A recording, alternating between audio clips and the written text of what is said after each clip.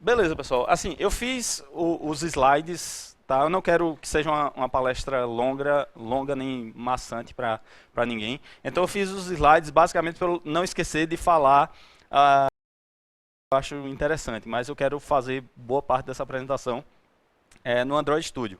Porque é legal você ver os conceitos, tudo tal, mas é bacana ver esses conceitos na prática, vendo o editor funcionando, o que é que funciona, o que é que não funciona. Tem algumas coisas que ainda não estão funcionando direito. Não sei se eu acabei de atualizar o Android para o Android Studio 2.2.1, né, que estava prometido solucionar uma coisa que está no último slide. Eu não sei se solucionaram, é bom que eu vou testar agora também aí com vocês, tá? Então, beleza. Eu acho que a maioria me conhece, mas quem não me conhece, meu nome é Glauber. Eu trabalho atualmente na Mocria, que é uma empresa lá de Cupertino, mas trabalhei durante 10 anos no César, trabalhei um tempinho lá na mesa. E eu também sou... Eita, tá aqui meus contatos aí para vocês, meu Twitter, meu Google+, meu blog. Eu sou professor lá da Unibratec também, no curso de Análise e Desenvolvimento de Sistemas, também nos cursos de pós-graduação lá em Mobile, lá da Unibratec. Tá? Eu faço parte desse programa do Google Developer Experts, né, que eu sempre gosto de falar aqui, que muitas vezes o pessoal, Glauber é expert, é o melhor cara de Android do Brasil, nada disso. Né? Esse programa é basicamente... porque eu gosto de estar fazendo isso aqui que eu estou fazendo com vocês, de estar disseminando conhecimento, de escrever coisas no meu blog, de colocar vídeo, de dar aula e por aí vai. Tá? Faço parte também desse programa de Innovators da Intel, que eu fui convidado, mas não estou muito ligado nesse programa não. E sou autor do livro Dominando o Android, publicado lá pela Novatec. Tá? Beleza. Falar um pouquinho sobre os layouts no Android, antes de falar especificamente do Constraint Layout. Né? O Android, desde sempre, né, teve pelo menos esses 4 layouts aqui. O Frame Layout, o Relative Layout, o Linear Layout e o Table Layout. Tá? E eu costumo dizer que a gente consegue fazer a grandíssima maioria das coisas com esses 3 aqui, ou esses 2, na verdade. Tá? Mas tem alguns casos específicos que a gente usar um outro layout para uma determinada funcionalidade é melhor. Por exemplo, quando você tem um layout que é mesmo forma de tabela mesmo, que você quer que isso digamos, não é muito usado, mas se acontecer, é melhor você usar o table layout. Só que aí veio o grid layout, que já é uma coisa que surgiu no Android 4, mas tem uma biblioteca de compatibilidade que você pode usar em versões anteriores também. A grande diferença do grid layout para o table layout, né, que o grid layout você consegue fazer merge de linhas, que no table layout você não conseguia. Tá? Então no table layout você organiza em tabelas, no grid layout também. No table layout você consegue fazer merge de colunas, no grid layout também. Mas no table layout você não consegue fazer merge de linhas, ou seja, colocar um componente ocupando 2 linhas lá.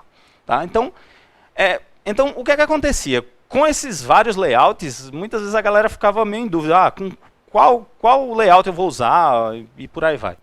Mas só que não acabou, né? Existem outros layouts para coisas mais específicas ainda, né? O pessoal lançou recentemente esses 2, o Percent Relative Layout e o Percent Frame Layout. Porque eu acho que dá para você fazer quase absolutamente tudo com um Relative Layout. Com um Relative Layout você faz a grandíssima maioria, quase todas as coisas. A única coisa que não dava para fazer é trabalhar com percentual. Você, eu quero um componente ocupando metade da tela, ou outro metade da tela. Ou um componente ocupando 30% da tela. Isso você não conseguia fazer com o puro Relative Layout. E aí veio o Percent Relative Layout. O que já me deixou bastante feliz. Eu acho que 99% das coisas eu conseguiria fazer só com Relative Layout. Só que aí eu lembro que Antônio até estava com... Bicho, eu queria um layout que quando chegasse no final da linha, ele quebrasse a linha. Porra, como é que era para fazer um negócio de tags, eu acho, né? Porra, não tem um layout que faça isso. Aí veio o Flowbox Layout. O Flowbox Layout você consegue justamente esse comportamento. Ele faz mais ou menos o que o Linear Layout faz, só que com quebra de linha. Certo? Então, pô, beleza, mais um layout aí para a gente decorar. Certo? E eu vou até já antecipar. O Flowbox faz uma coisa que o Constraint Layout não faz. Então ele não, digamos... não será eliminado. Né? Então, existem layouts para pedaços específicos, né? Para cada caso específico de UI que você vai implementar. Tá? Entre outros. Né? Tem outros layouts aí que vocês podem achar de cabeça que eu lembrei, foram esses. Pelo menos, acho que você resolve quase tudo com eles. Tá? Foi aí que veio o Constraint Layout. Tá? O Constraint Layout ele implementa o que o Google fala de um layout flat, né? Que a ideia é você não ter layouts alinhados, ou seja, eu tenho um relative layout, dentro eu tenho um linear layout, e dentro eu tenho um frame layout, né? Então a ideia é evitar esse alinhamento, ou seja, vários níveis hierárquicos de layout, tá? Porque isso vai facilitar o desenho da tela, né, em si, e vai facilitar também você buscar a referência dos componentes, né? Vai ser mais fácil aí você pegar uma referência de um componente num Find View by ID ou até num elemento de uma lista, por exemplo, tá? Outra coisa boa do Constraint Layout é que você vai poder criar mais de 90%, eu coloquei aí com minha experiência aí, eu acho que até mais de 90%, né, usando o Relative Layout e o Linear Layout, mas o Constraint Layout é basicamente a mistura dos dois com ainda mais recursos, tá? E deixando o layout plano, né, um layout mais, digamos, mais amigável assim, tá? O Constraint Layout ele torna mais fácil a criação dos layouts através do editor visual. Tá? Que isso aí, para quem, principalmente para o desenvolvedor Android que está começando, eu já estou muito acostumado com a galera na aula, chegar e querer posicionar o componente no lugar certinho, ou botar uma margem, ou redimensionar um componente, e normalmente isso dá pau, né? Você vai tentar redimensionar um componente lá no editor visual, ou ele vai ficar com um tamanho fixo, ou ele vai ficar match parent e nunca fica do tamanho que o cara quer, né? E com o Constraint Layout você vai conseguir fazer isso, querendo ou não, um pouquinho mais fácil, tá? E ele vai ajudar bastante desenvolvedores iOS, né? Desenvolvedores iOS que já tem um conceito bem similar lá no Xcode, vai ser mais fácil, digamos, a adaptação para criar telas. Então, a adoção por parte dos desenvolvedores iOS, eu acho que vai ser mais simples. Isso aí tudo eu coloquei minha opinião, tá, pessoal? Então, não é o Google que está falando, não. Isso aí foi a minha percepção aí do Constraint Layout. E só deixando claro que o Constraint Layout ele surgiu agora, no Google I/O desse ano, então em maio. Eu vou falar mais na frente, mas já antecipando um pouquinho, ele ainda está em versão beta, ele está na versão alpha, na verdade, está no alpha 9, certo? Então está bem no começo ainda, tá? Mas eu gosto de dizer que ele já está num estado bem estável. Eu não sei se vocês conhecem, mas tem uma comunidade no Slack, que é o Android Dev BR, né, que tem tem mais de 1.800 membros lá, então é interessante vocês fazerem parte dessa comunidade. E já tem algumas pessoas nessa comunidade que trabalham em empresas lá do Sudeste, por exemplo, que já estão usando o Constraint Layout nos aplicativos em produção. Tá? Então, assim, é uma coisa que o pessoal está meio que confiando assim, que vai ser uma coisa bem bacana para você utilizar nas suas aplicações. Tá? Você migrar pode ser um caminho meio tortuoso. Você tem uma aplicação lá com, sei lá, 40 telas ou mais, e você migrar todos os layouts para Constraint Layout pode ser uma coisa meio perigosa. Mas para quem está começando novos projetos, eu acho bem interessante. Tá?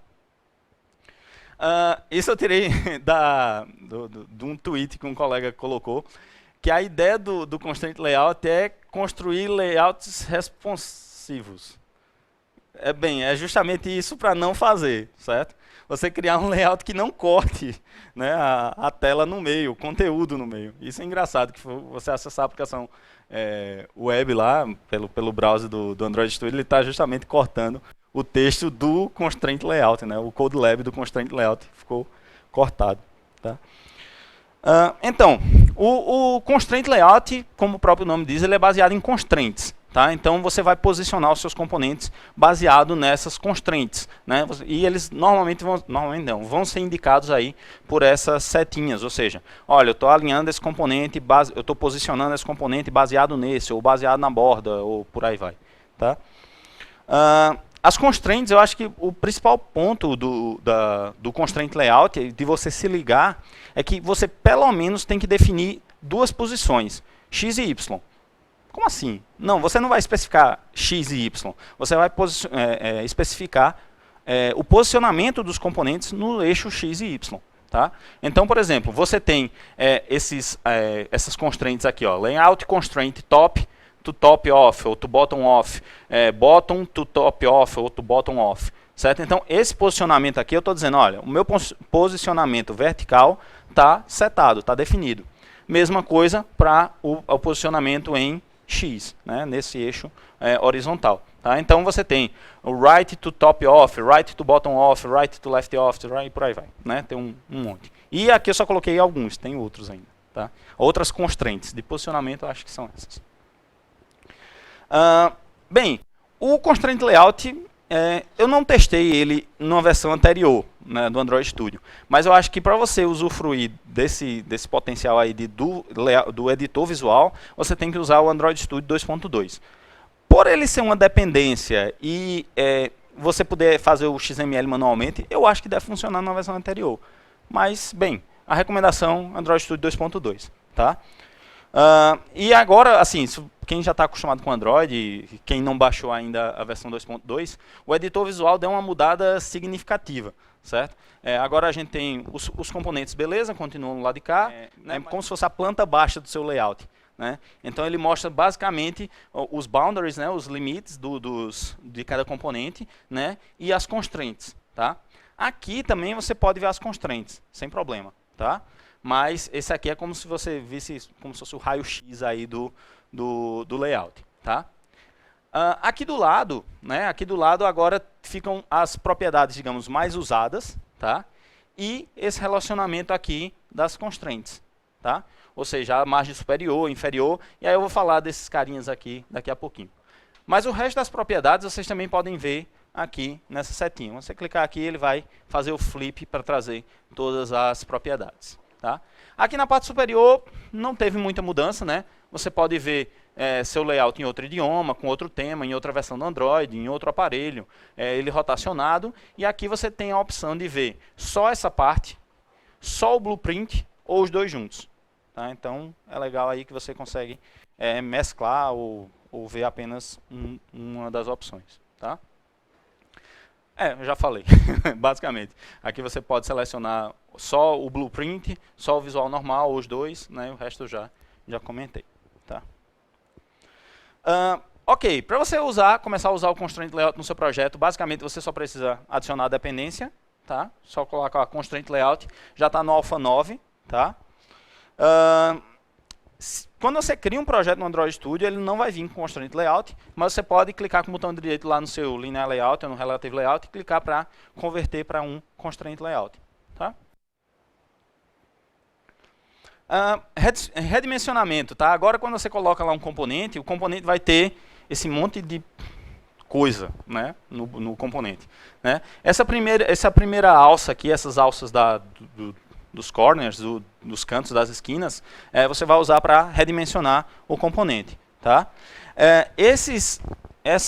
Essas bolinhas daqui, né, você vai usar justamente para criar as constraints, ou seja, eu vou posicionar esse componente do lado desse, ou a borda e por aí vai.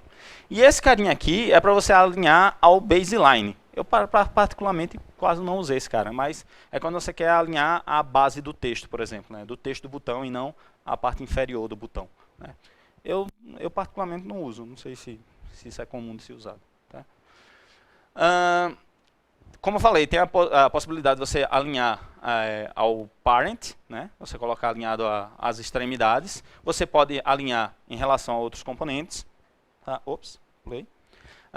Você tem a possibilidade de fazer esse alinhamento pelo outro componente, não só posicionar, alinhar pelo outro componente também. E aqui do baseline também, que eu já falei. Tá? Tô falando rápido, pessoal, porque eu quero mostrar já no Android Studio, fazer um exemplozinho aí com vocês. É só para eu não esquecer de falar nada do que eu tinha anotado aqui.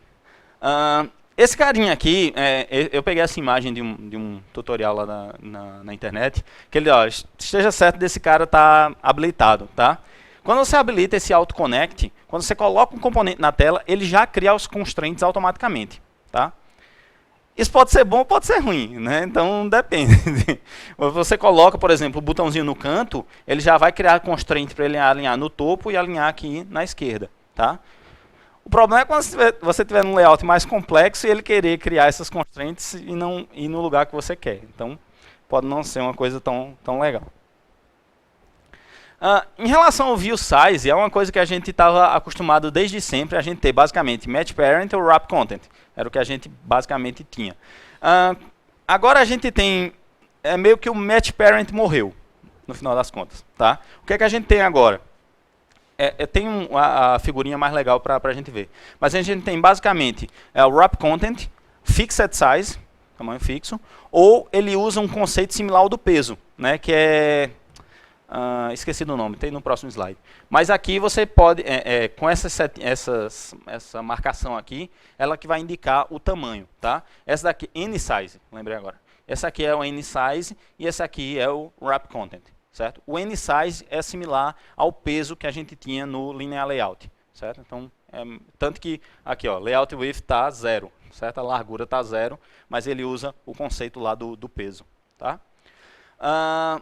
Uma coisa interessante foi esse bias, eu não sei se a pronúncia é correta.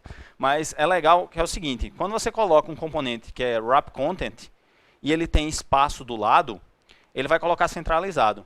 Mas esse bias, eu vou chutar bias, né, ele permite com que eu posicione, beleza, eu quero que ele fique mais 70% para cá, ou 20% para cá.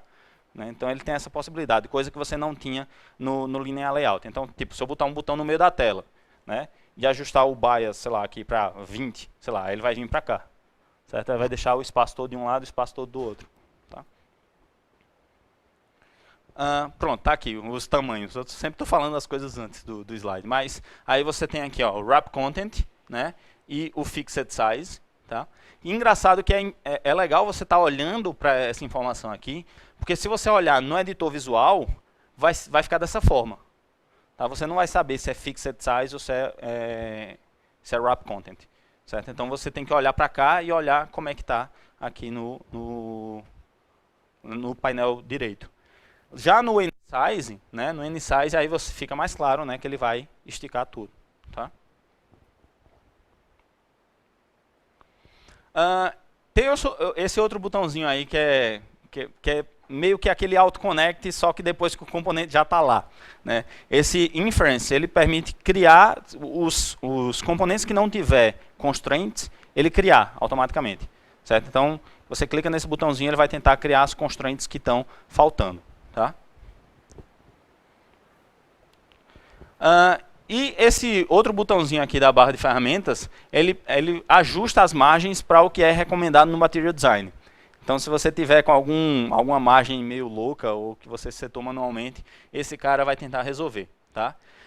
Eu acho que eu não falei não sei se tem no próximo slide, mas esse botãozinho aqui, ele permite você ver todas as constraints do layout de uma vez. Tá? Se você deixar ele assim marcado, né, aí você não vai ver. Você só vai ver a constraint daquele componente que você selecionou. Tá? Mas marcando esse cara aqui, você vai ver todas as setinhas aparecendo de uma vez. Esse botãozinho aqui é para remover todas as constraints. Esse aqui eu já falei, né, que é o Auto Connect. Esse aqui é o de Inference. Esse aqui é de alinhamento, que ele, no final das contas, ele alinha visualmente, mas ele não coloca a constraint para você. Digamos, você quer, 3 botões todos alinhados à direita. Ele vai botar visualmente alinhado à direita, mas você que tem que colocar as constraints para ligar. Certo? Então, visualmente, ele vai ficar lá. Cabe você ligar os constraints. Tá?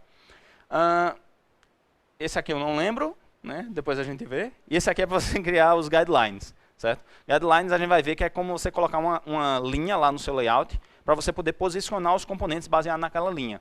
Tá? É como se fosse uma view transparente. Certo? É uma view que serve de referência. Tá? Aí você pode colocar tanto verticalmente quanto horizontalmente. Tá aqui o exemplo dos guidelines. Tá? Você pode colocar uma guideline percentual aqui e dizer, olha, esse componente aqui, ele está centralizado com essa guideline. Ou seja, você bota uma constraint aqui, né, da direita, e a da esquerda, tudo apontando para o mesmo cara, ele vai ficar centralizado. Tá? Eu achei legal esse lance das constraints, mas eu fiquei com medo do layout ficar muito poluído. Tipo, beleza, eu tenho um aqui que está com, sei lá, 40%, sei lá, e aqui, sei lá, 60%. Beleza, e se eu quiser horizontal? Aí vai ficar um monte de linha lá, o layout vai ficar cheio de constraint, eu fiquei com medo. Tá? Só que agora, na versão Alpha 9, saiu esse conceito aqui de chains. Né? O conceito de chains é basicamente, quando você tem um componente apontando para outro, né, ele consegue distribuir a tela. Aí ficou melhor. Tá? Porque, tipo, quando eu queria um componente posicionado, sei lá, eu quero esse componente 20% aqui da tela. Né? Sei lá, ocupando metade da tela, algo desse tipo. Eu tinha que usar os guidelines. Né? Mas, aí, pô, ia ficar meio confuso. Mas com as chains ficou mais fácil. Você diz, olha, esse botão tá à direita desse e esse está à esquerda desse. Então você está fazendo uma ligação cruzada. E aí você começa a criar uma chain. Ou seja, esses caras estão... É uma cadeia, né? Ele é como se fosse uma... Como é a tradução de chain? Corrente. Né? Uma corrente, então um ligado ao outro. Né? É isso, né? Chain é corrente. Okay. Mesma coisa, esse para cá e esse para cá. Certo? E aí você tem aqui uma corrente com 3 botões. Uma cadeia com 3 botões. E aí você consegue distribuir eles na tela tanto verticalmente quanto horizontalmente. Tá? Beleza. Falei tudo que eu queria falar para não esquecer. Se eu esquecer de mostrar alguma coisa no editor visual, vocês me lembrem. Tá? Ok. Ops, quebrando um negócio aqui. Beleza. Vamos para o Android Studio. Né? Cadê? Aqui. Eu comecei esse projeto aqui, tá? Esse Constraint Demo, mas beleza. Eu vou criar um novo aqui. Vou me arriscar, tá? Vou colocar aqui GDG, Meetup, criar um projeto do zero aí para vocês verem. Ok. Fone tablet. Eu estou querendo selecionar, obrigado. Okay. Empty activity, finish, ok. Eu vou só roubar aquela dependência que eu não lembro de cabeça, obviamente. Então vou só pegar isso aqui que eu vou precisar lá para colocar no build.gradle. Tá? Ctrl C.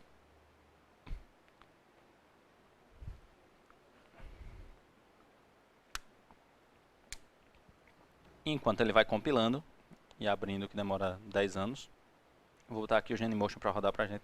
Nem precisa do Genymotion, né? Mas deixa eu botar para rodar aqui. Se a gente precisar rodar, ele já vai estar lá. Close. Falar nisso, alguém testou já o Gradle 3.1, eu acho? Alguém testou? Disseram que está muito rápido. Assim, o pessoal testou disse que está bem bacana. Não, mas isso foi o Google que falou, né? Os caras que, assim, isso foi a galera lá do Android, do Slack. Falou, não, tá bem mais rápido. Né? Ok, criei aqui o meu projeto. Vou aqui no build.gradle e vou adicionar aqui a dependência do constraint layout. Tá? Alpha 9, vou dar um sync aqui.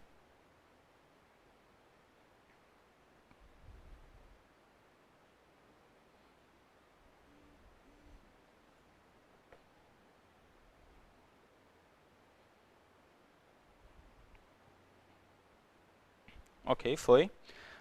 Agora aqui no arquivo de layout, ó, por padrão, ó, o editor visual aí, para quem ainda não instalou o Android Studio 2.2, deu uma mudada.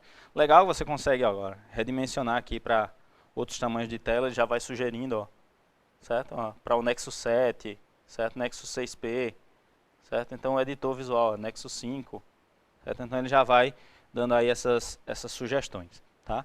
Mas, como eu falei para vocês, você pode converter o layout simplesmente clicando aqui e clicando aqui nessa opção. Convert Relative Layout to Constraint Layout. Tá? Aí ele vai perguntar, olha, você quer deixar o layout plano, beleza? E se você não quer tornar planos os layouts que estão sendo incluídos, ou seja, se esse layout estiver incluindo o outro, você não quer fazer alteração nesse que está sendo incluído. Tá? Então, ok. Pronto, ó. Não sei se vocês notaram, deixa eu dar um zoom aqui para ficar maior para todo mundo ver.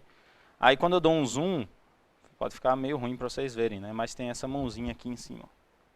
Aí eu posso fazer o scroll aqui para cima, tá? Aí vê. Deixa eu fechar a mãozinha. Aqui. Vê que ele já criou aqui as constraints para mim, ó. Se eu quiser excluir uma constraint, aí eu só preciso clicar aqui nela e removo. Tá? Então, e eu achei bacana assim, que ele tá bem fluido assim, o editor. Ó, se eu chegar aqui, eu arrasto para cá, mas vê, ele me ajudou a posicionar, mas ele não criou a constraint, tá? Se eu quiser, eu posso vir e marcar aquele carinha que eu falei para vocês, ó. Esse aqui do Auto Connect, certo? Então, se eu chegar aqui, digamos, sei lá, botar no corner aqui, aí ele, ó. Pronto, ele faz essa animaçãozinha aí e já criou a constraint para posicionar esse cara, tá? Beleza. Então eu chego aqui, vou botar esse cara aqui do lado. Deixa eu apagar essa constante aqui do lado e botar ele aqui. Pronto. Certo? Então esse autoconnect é legal, mas eu particularmente prefiro ele desligado. Tá? Ok, então posiciona esse cara aqui. Uma coisa que o pessoal está fazendo em todo exemplo é botar um image view aqui. Então image view aqui, ó. Pode colocar aqui. Aí ele vai perguntar qual a imagem que eu quero, botar um aqui qualquer. Certo? Mas eu desmarquei esse cara aqui e ele não está exibindo as guidelines, ou não está colocando as constraints automaticamente. Tá? Então, ó, vê que à medida que eu vou arrastando, ele já vai sugerindo, ó, dá 8 dp de distância aqui, tá? Que é uma distância recomendada. Né? Aí eu posso chegar aqui e criar, ó, esse cara aqui vai ficar embaixo desse. Ó. Aí ele criou. Veio para cá, aí eu posso colocar aqui. Se eu não quiser, ó, só é soltar, tá? Mas eu venho para cá e ele colou aqui, tá? Outra coisa, se eu quiser colocar, digamos, um botão lá na outra extremidade, sei lá, botar um botão aqui, aí eu posso dizer, ó, soltei esse cara aqui. Aí eu quero que esse cara fique alinhado ao topo da imagem, certo? Você pode chegar aqui, ó, ele ficar alinhado ao topo desse cara aqui, soltei. E digo que ele vai ficar à borda aqui. Certo? Então ele já vai criando. Se você quiser, como eu falei, você pode ter a visualização, ó, do blueprint. Certo? Esse blueprint ele vai mostrar só os quadradinhos, mas sem uma visualização melhor. Tá? E aí o legal é que você pode testar aqui, digamos, em landscape. Ops, landscape aqui. Certo? Você já vê que ele já ancorou o cara para lá. Tá? Volta aqui. Tá, então, isso é um negócio que eu achei bem bacana. A questão dos guidelines foi uma coisa que eu achei bem bacana no começo, né, mas achei que pode ficar confuso depois, mas pode ser bem útil. Tá? Posso chegar aqui e fazer o seguinte, ó, botão direito, ops, era para ser ali, não, então vou botar aqui, new, eu tenho aqui, ó, add vertical guideline, certo? Aí ele colocou aqui, ó, nessa parte de cima, tá vendo? Por padrão, ele vai colocar a distância fixa em dp. Mas aí você pode clicar aqui, ele vai mudar para percentual. Tá? Então eu posso chegar aqui e colocar, ó, esse carinha vai ficar, sei lá, 33%. Chegar aqui, eu posso colocar por aqui também, né? Mas é de vertical guideline. Colocou o outro aqui. Vou botar percentual também, se eu conseguir, ou não. Jesus, travou. Ele não está deixando. Sai do Fusca, entra no Fusca. Vamos ver se funciona. Aqui. Ok. Ele não está deixando eu arrastar. Ele vai deixar eu arrastar o outro. Peraí. Pronto, selecionei aqui, deixa eu selecionar o outro. Beleza. Então, ó, clico aqui, viro o percentual novamente e eu arrasto para aqui para o 66%. Tá? Então, beleza, coloquei esses dois guidelines aqui e aí eu posso posicionar esses componentes baseados nesses guidelines. Por exemplo, chegar aqui no botão, ó, deixar aqui, sei lá, 16 dp, mas ele não criou a guideline, né? Mas aí eu posso fazer, ó, alinha esse cara aqui e alinha esse cara aqui. Certo? Aí ele já vai ficar centralizado nessa guideline. Só que ele não tem, lembre-se sempre, pessoal, posicionamento horizontal e vertical. Certo? Agora eu coloquei um posicionamento horizontal, dizendo que ele vai ficar centralizado nessa linha. Fala, João.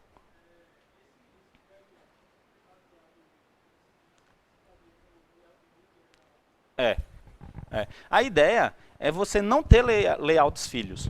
A ideia do constraint é ele ser plano, né? Você não ter tipo um linear layout aqui dentro ou um table layout aqui dentro. É sempre ser contínuo, né? Aí, beleza, ó. Então eu coloquei esse posicionamento horizontal, que é centralizado a esse guideline vertical. Mas aí eu tenho que dar um posicionamento vertical para ele, né? Ou seja, um eixo Y para ele. Certo? Então o eixo Y vai ser, sei lá, embaixo dessa image view. Certo? Botei aqui. Agora vamos fazer um teste. Eu vou chegar ao seguinte, vou botar esse botão, não sei o resultado que vai dar, certo? Mas tipo, vou botar o botão aqui e vou pedir para ele tentar inferir. Ó, clica aqui, selecionei, clicar aqui em inferir. Certo? Ele fez exatamente o que eu queria, ó. Ele botou centralizado aqui e é embaixo do botão. Às vezes ele vai funcionar beleza, às vezes não, certo? Mas o legal é o seguinte, ó.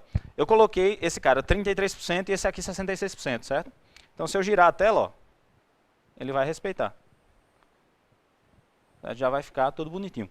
Agora pensem o seguinte, como vocês fariam isso aqui que eu fiz agora, em qualquer outro layout? Não tem como fazer. Certo? Você teria que colocar, digamos, um linear layout, né? Dividir no meio, colocar, sei lá, um frame para colocar um botão no meio. Ou estou falando besteira. Né? Eu não vejo uma forma de fazer isso com um layout que a gente tinha antes. Certo? Hã? O percentual, a porcentagem até colocaria, tipo, usaria o peso lá do linear layout. Mas como é que eu colocaria esse botão nessa posição aqui? Não tem. Ah.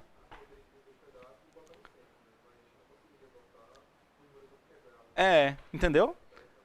Pois é. Tem até um layout que eu fiz no vídeo que eu coloquei lá no YouTube, que tipo, tem 4 botões lá. 4 botões que ficariam proporcionais na tela, né? Mas só que o botão só é aquela área. Então, se você botasse um linear layout, aquele botão ia esticar para ter aquele percentual. Então, tu teria que tipo ter um frame em dentro do linear layout, 4 frames e botar o cara centralizado dentro daquele. Era medonho, entendeu? Aí eu achei, quando eu olhei, eu digo, porra, isso aqui é massa, velho. Isso aqui é bacana. E é rápido, né? Vocês estão vendo que o editor tá funcionando bem. Né? Assim, eu sou meio receoso, assim, coisa nova, eu sou meio... eu evito mudança, mas eu tô gostando.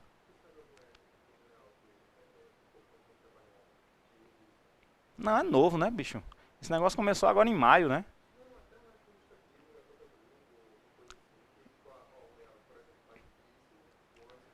Eu acho, assim, o antes e o depois eu não sei. Mas esse layout que está aqui mesmo, ó, não é esse. Tem um que ele usa no CodeLab, lá de Constraint Layout, que ele é realmente muito complexo mesmo. Assim. Tem um layout, um conteúdo aqui com um texto de lado que é maior, aí o outro embaixo já dividido a tela no meio, assim. Eles forçaram mesmo para dizer, bicho, ó, com constraint é assim, sem o constraint é o... Eles não disseram, sem o constraint é assim. Mas você fica imaginando, porra, sem o constraint isso aqui é fogo de fazer. Entendeu?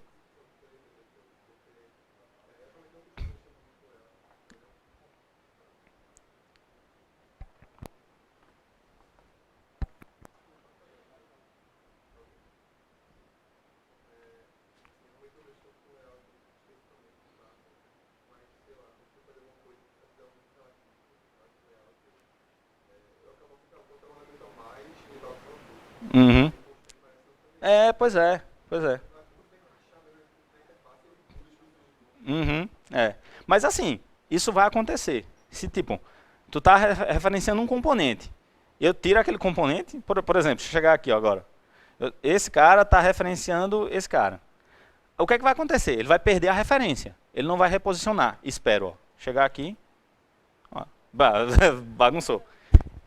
Isso pode acontecer, né? Que é inerente, né? Você está se baseando numa coisa. Então você tirou aquilo, né? Acho que acontece mesmo. Mas uma coisa que eu achei legal também do Constraint Layout é que, tipo, nos layouts do iOS, você não tem acesso ao código-fonte, você não sabe como é que está aquilo ali. E aqui não, é um layout totalmente entendível, digamos assim. Ó, você chega, sei lá, vou pegar aquele botão, primeiro botão lá. Ó. Esse botão aqui eu estou dizendo que a direita dele está alinhado com a direita do parent. Ou seja, ele está posicionado, né, alinhado à direita. Está o botão que está do lado de lá. E o topo dele, né, está alinhado com o topo do image view. certo? Então, esse botão aqui é esse botão aqui. Ou seja, ele está alinhado à direita com o parent, né? E ao topo com o image view daqui, certo? Então, para quem já mexeu com Relative Layout, é relativamente simples de entender. Você só tem referência left, top, bottom, right, né? E para cada coordenada dessa, para cada um desses 4 pontos, você pode alinhar com top, left, bottom, right, de outro componente, certo? Então, eu achei bem bacana. Opa, caiu o negócio aqui, caiu a caixinha. Oi.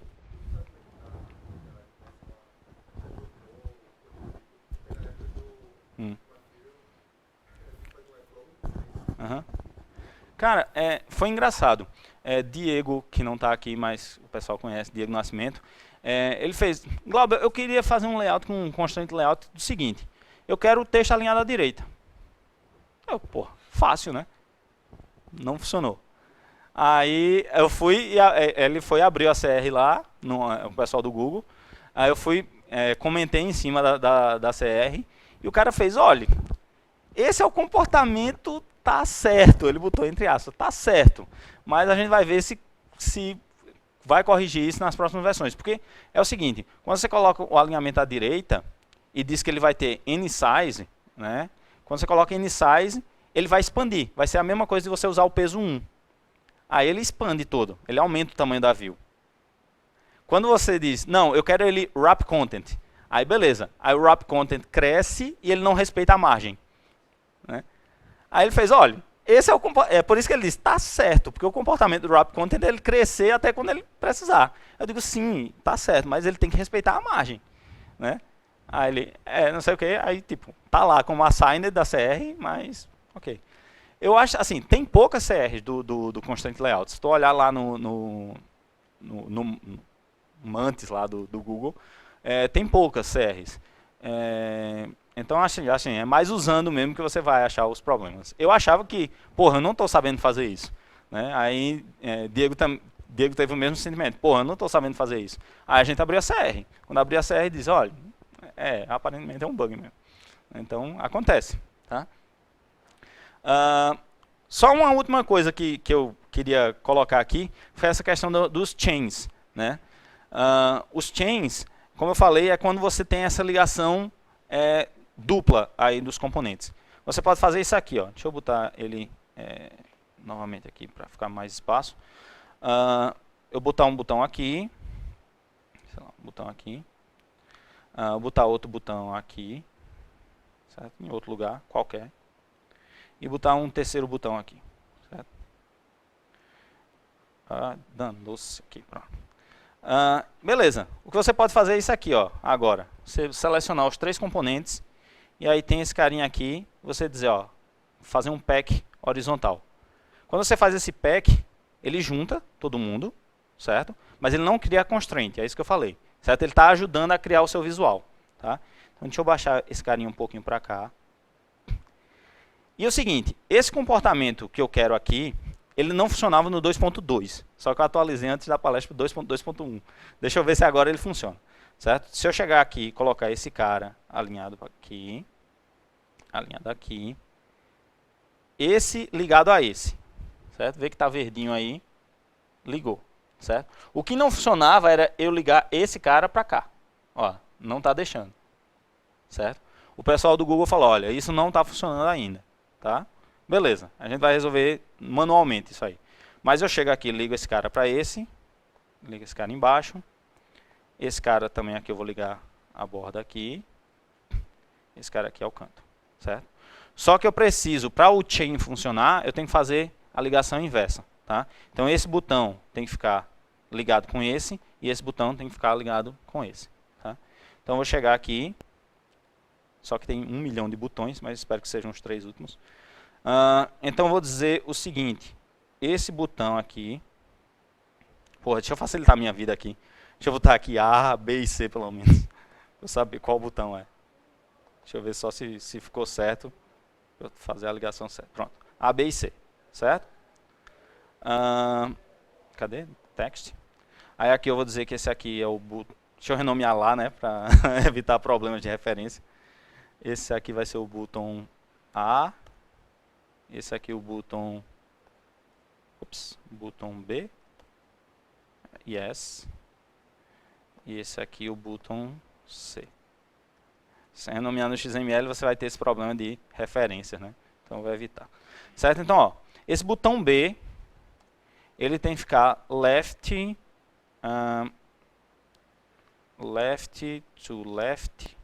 Na verdade, o B, o left, precisa ficar à direita do A.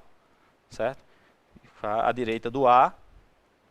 Mesma coisa para o C, que tem que ficar à direita do B. Certo? Então ele vai ter essa ligação dupla. Se você olhar aqui, ó, ele já centralizou, tá vendo? Tá meio quebrado, porque como eu disse, o editor ele não está totalmente preparado para isso. Tá? Mas vê que aí os botões já ficaram posicionados no lugar certo, teoricamente. Então, ó, só que esse cara aqui, ao invés de ele ser wrap content, do jeito que está aqui, eu vou botar ele como anysize. Fixed, anysize. Aí vê que ele ficou 0, ele vai colocar um peso lá. Tá? Aqui, ó. Ele já esticou esse. Vou fazer a mesma coisa para o B. O B, ao invés de wrap content, vai ficar anysize. Vê como ele está se revoltando aqui. E o último, também a mesma coisa. Anysize. Tá? Beleza? Já ficou aí com a mesma largura. Tá? Então, você pode usar essa abordagem para posicionar os componentes, né, de chains, ou usar os guidelines. Né? Os guidelines também funcionam legais. Tá? Eu estava tentando fazer em casa uma coisa que é muito normal de você ter, é quando esse carinha aqui, digamos, você tem esse miolinho aqui, né? Digamos, se você quiser colocar um conteúdo aí nesse miolo, funciona do mesmo jeito. Sei lá, pegar um text view aqui, certo? Você bota ele aqui. Ops. Ele apareceu? Sumiu? Esse é o Hello World. Não, não colocou não. Text view. Quebrou? Tá vivo? Se revoltou. Sai do Fusca. Vamos ver se ele funciona. Só ficou um text view, né? Aqui. Vamos ver se ele vai deixar eu adicionar. Ele não está deixando eu adicionar mais. Então é isso, pessoal. Falou. Agora não está deixando eu adicionar mais. Ó. Eu acho que esses chains estão realmente ferrando aí o editor visual. Cadê? Não está deixando eu adicionar. Deixa eu ver se eu adiciono por aqui. Nem por aqui ele está deixando eu adicionar. Vou fazer o seguinte. Vou botar naturalmente aqui, ver se ele funciona. Se ele aparece pelo menos. Vou botar ele aqui. Text view 2. Só para ver se ele aparece. Hello World 2. E apagar essas referências aqui. Deixa eu ver se ele aparece. Apareceu aqui o Hello World 2. Deixa eu ver se eu consigo posicionar aqui. Pronto. Não está deixando arrastar, mas isso aqui funcionou. Então, ó, eu vou colocar esse carinha um pouquinho mais abaixo aqui do botão. Certo? Aí eu posso dizer, ó, fica aqui, posicionado aqui. Só que fica também aqui, ó. Vê, ele ficou no meio. Certo? Aí é o que eu falei daquele bias lá. Ó, ele tem espaço livre de um lado e do outro. Certo? Aí eu posso dizer, não, eu quero que você fique espaço de um lado e do outro, mas fica mais para cá, ó. Sei lá, 30 aqui, ou 25, sei lá. Certo? Ele vai ficar mais para cá. Certo? Então você tem um espaço flexível de um lado e do outro. Não sei onde isso pode ser útil, mas deixa. Vou botar aqui para 50 de novo. E aqui eu posso dizer, olha, não, eu não quero espaço aqui, eu quero anysize, certo? Aí ele vai esticar. E também eu quero a mesma coisa, assim, eu tenho que botar uma referência aqui para baixo. Aqui para baixo, aqui para baixo e aqui para cima. Mesma coisa, ficou com espaço flexível, né? Mas aí eu digo anysize. Aí ele... Inclusive, ó, se eu girar a tela, não sei o que é que vai ficar, né? Mas, certo? Ó, já ficou o espaçozinho aqui do Edit Text. O lance aqui seria você botar um scroll view, né? Se fosse um texto ou alguma coisa desse tipo, você colocaria uma scroll view. Tá, pessoal? Então, é isso, assim, é muita coisa para você brincar aqui, tem muitas opções, como eu falei, ó, tem o resto das propriedades ficam aqui, né? Se você quiser ver o resto das propriedades. As constraints, se você quiser colocar manualmente, estão todas aqui, né? As possíveis, né? Tem um monte aqui. Constraint, baseline, tem um monte. Tem várias opções aí, certo? Eu particularmente gostei do editor visual, assim, ele ficou acho mais leve e tal. E o Constraint Layout, a princípio, minha primeira reação, acho que está até registrado isso no Twitter, eu fiquei com medo, assim, principalmente quando você via um monte de coisa dessa, assim, ó. Você via um monte de linha, assim, o negócio era meio traumático, mas eu acho que acostuma, assim, a pessoa começar a mexer com ele e começar a ver o potencial que ele tem, tá? Povo, é isso, eu acho. Dúvidas?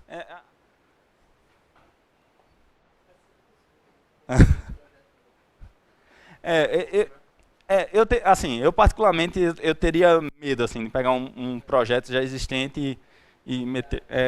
É meio pesado.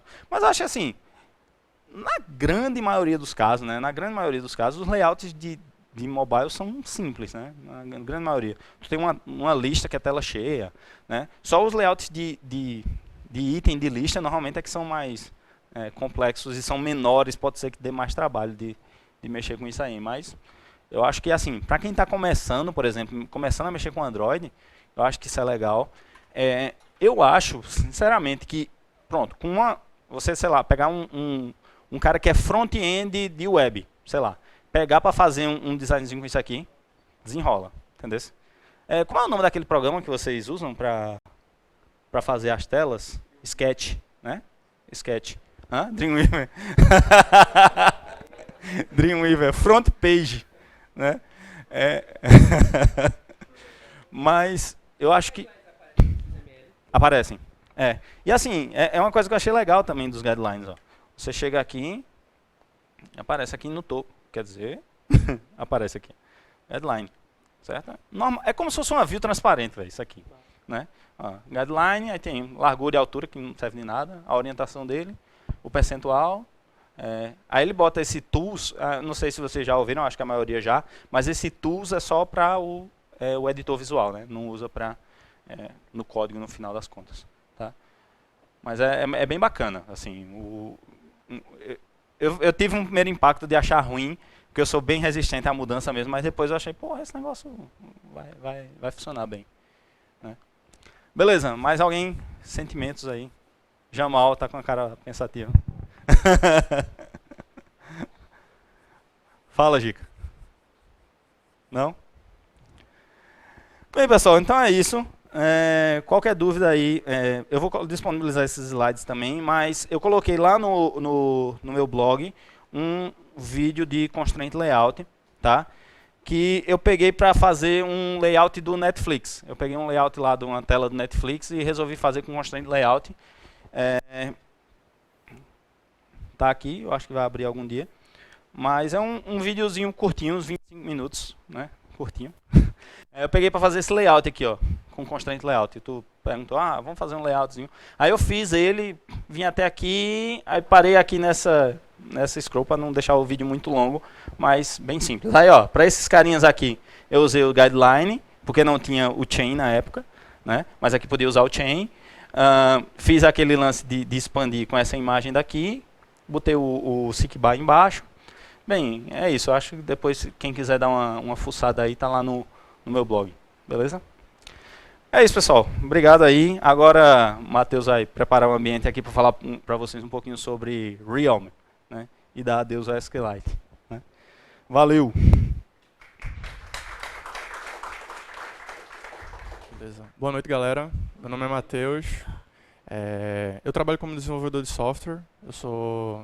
Me formei aqui na UFPA em Ciência da Computação e nos últimos 2 anos e meio eu resolvi focar mais no lado de desenvolvimento Android. Trabalho na Mesa, imagino que vocês também devem trabalhar em alguma mesa, mas aqui a Mesa é o nome da empresa mesmo. Para quem não conhece, é uma empresa daqui de Recife, focada no desenvolvimento de soluções mobile, certo? Desde o lado cliente, o aplicativo Android ou iOS, até o back-end. E hoje eu queria compartilhar aqui com vocês o que eu aprendi sobre esse negócio chamado Realm Mobile Database. A palestra deve durar cerca de 30 minutos, margem de erro 10 minutos para cima. Vou falar rapidinho da motivação, por que um novo banco de dados, vou falar sobre o que é o Realm Mobile Database, sobre sua arquitetura, aí eu vou entrar na parte mais prática de mostrar o código, como é que adiciona no projeto, como é que faz os modelos, relacionamentos, como lê, como escreve, e falar também de suas limitações, né? Nem tudo são flores. Bom, a história começa quando a gente está lá, começando a desenvolver um aplicativo, e aí percebe que vai precisar armazenar dados, certo? Localmente. Seja, por exemplo, digamos que a gente busca informações online com certa frequência, em um servidor, e aí a gente quer armazenar parte dessas informações localmente, para prover, por exemplo, uma experiência interessante offline, né? Quando o cara estiver com o celular não estiver conectado, ele também carregar alguns dados para mostrar para ele. Então, assim, seguindo, digamos, a rota tradicional, assim, quais seriam as primeiras opções que a gente pensaria para armazenar dados no Android? Bom, primeiro a gente pensaria no SQLite, né? Então, que realmente tem suas vantagens, né? Por exemplo, ele tem um suporte nativo no Android, o que em tese deve facilitar aí você adicionar ele no seu projeto. Ele é relacional, que pode ser uma vantagem assim, em termos de você estar mais familiarizado com isso, se você vem desse lado mais relacional, já sabe. Então, a curva de aprendizado vai ser menor. E ele tem bons números também de velocidade, né? É rápido e tal. Só que, o que acontece? Eu julgo que ele dá um trabalho razoável para implementar. Eu estava olhando lá a documentação oficial do Android e lá no fluxo que eles recomendam, né, que eles sugerem, você primeiro tem que criar lá uma classe que vai ser um contrato, que você vai descrever o esquema do banco. Então, para cada tabela que tiver no seu banco, você vai criar lá uma classe interna para especificar o nome da tabela e o nome de cada atributo e tal. E aí depois você também vai precisar criar umas strings que vão representar os comandos, né, para criar as tabelas, create table, atributo, tipo, primary key e tal, essas coisas. Os comandos drop table. Cria uma classe, né, que vai estender do SQLite Open Helper para poder rodar os comandos de criação do banco, atualização do banco, para dropar o banco. E aí então você vai poder usar essa classe para conseguir referências para o banco, né, para poder então escrever e ler.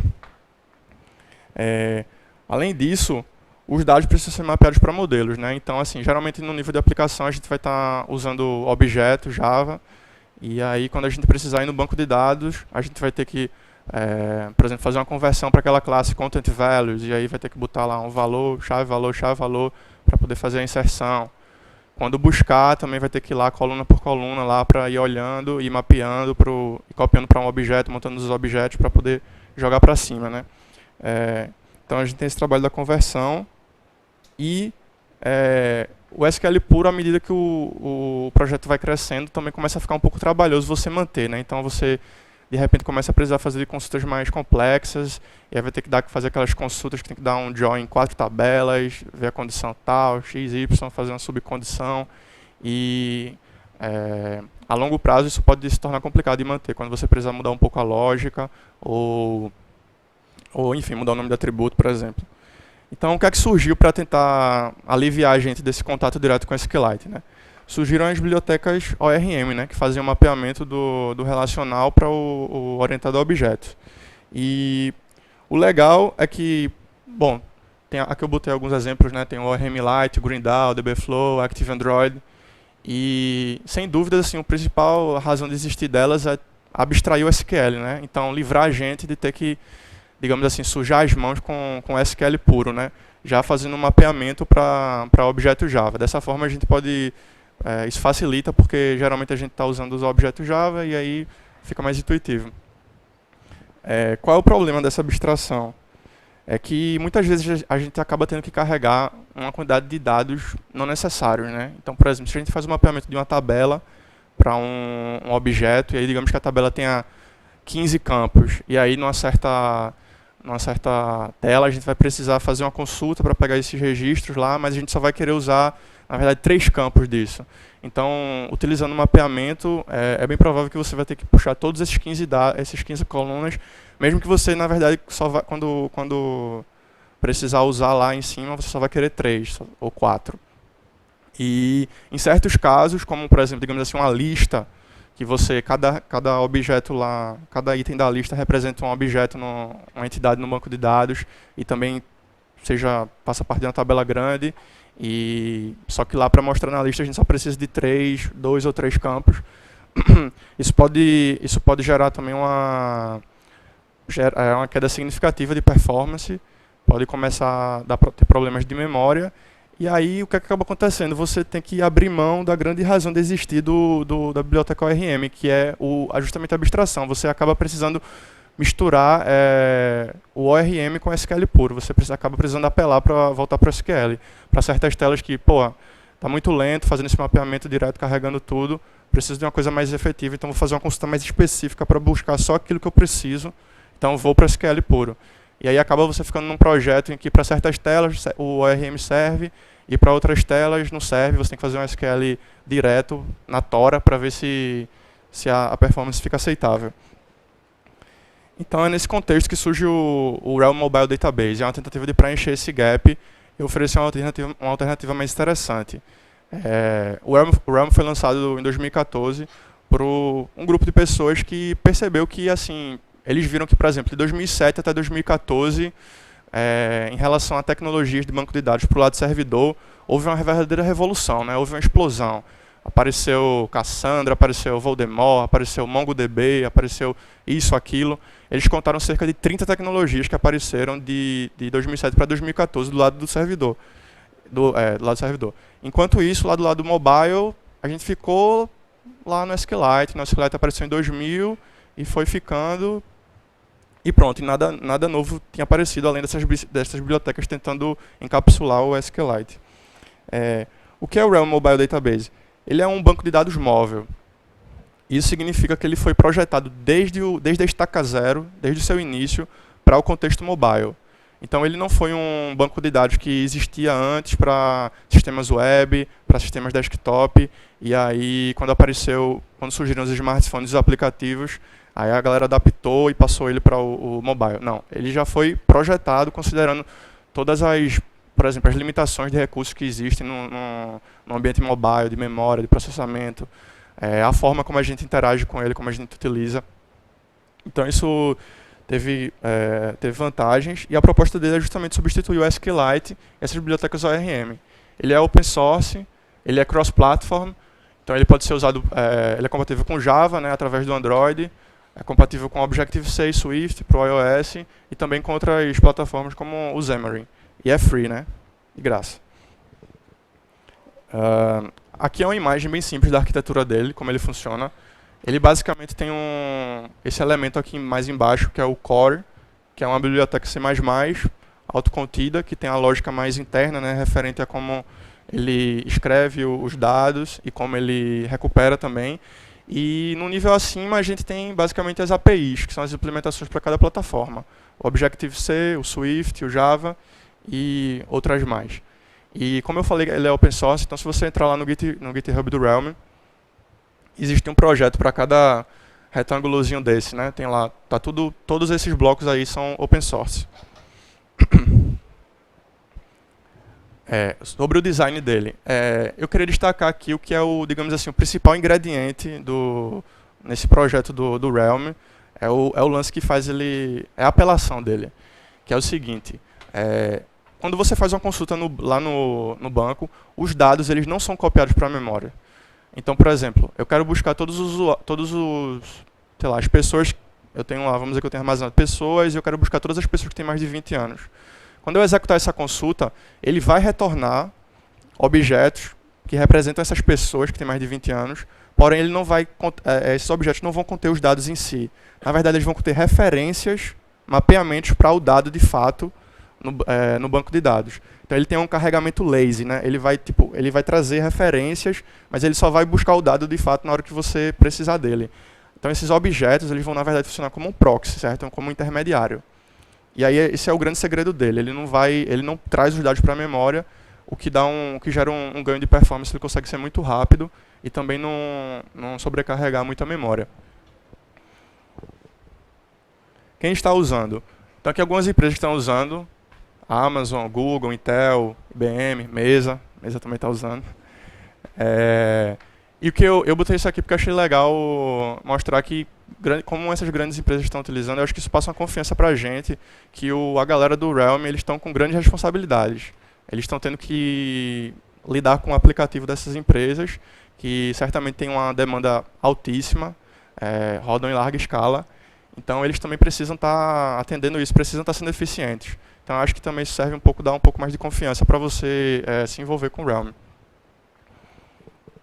Então entrando agora aqui na parte mais prática, assim, mais de código, de como a gente adiciona o Realm. Sobre os requisitos dele, o Java, ele só funciona no Java para Android, não funciona fora do ambiente Android. O Java a partir do 7, o Android Studio a partir do 1.5.1 e o Android SDK a partir do 9, né, que é o Gingerbread. Então, basicamente suporta todas as versões de Android que estão aí fora, né? Se você estiver desenvolvendo para a versão Android menor que o 9, aí o problema é seu, né? Aí, vamos lá. Isso aqui como é que a gente modela um objeto que a gente queira persistir. A gente basicamente precisa estender ele dessa classe, Realm Object, certo? E nesse exemplo aqui a gente vai ter um atributo nome, o name, o age. Ele permite que você use atributos privados, protected, públicos. Ele tem algumas annotations aí para você configurar certas coisas. Essa annotation, por exemplo, é o @ignore, que significa que você quer que o Realm ignore esse campo, não persista esse atributo, Session ID.